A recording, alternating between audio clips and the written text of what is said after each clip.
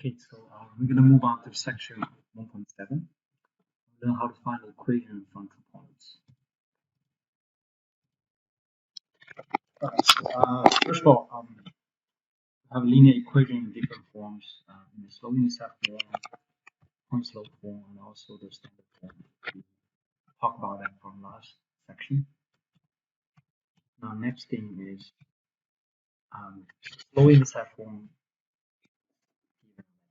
Y equal to mx plus b, and m represent the slope, and b represent the y-intercept. So we actually learn how to graph the equation using the slope and y-intercept. Plot y-intercept first, and we use slope to generate another point. And after that, we connect both points to get a line. Okay, quickly review slope-intercept form.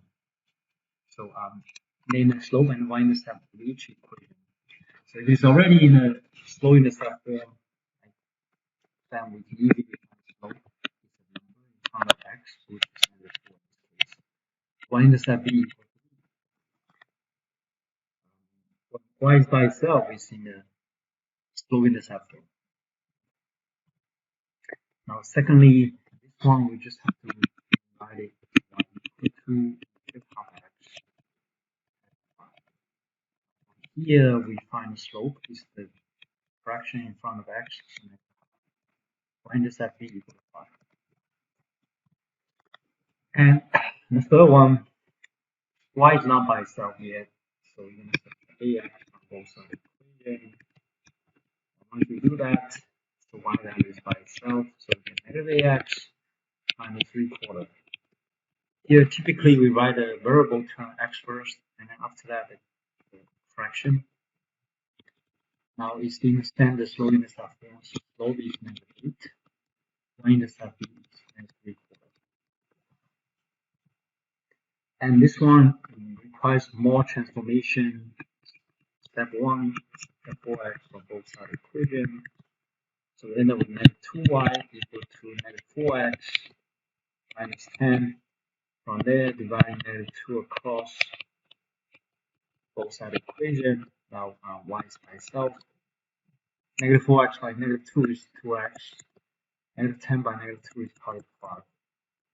From there, we know slope is 2. Y-intercept b, that's 5. So this is in the standard form. So we're going from standard form all the way to the slope-intercept form. Next one, there's no constant here, so typically you have 0 in the back. So that means slope m is 1/3, the fraction in front of x, y-intercept b is equal to 0.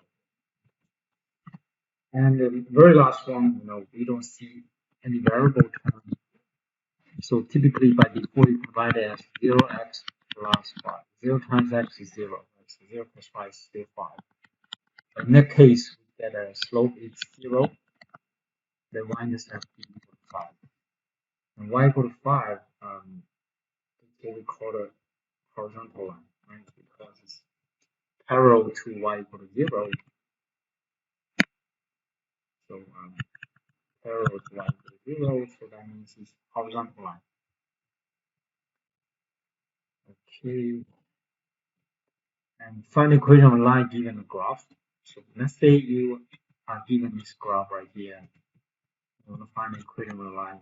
So you find the y-intercept from the graph first, and then count the slope from the graph using vertical change or horizontal change in rise over run.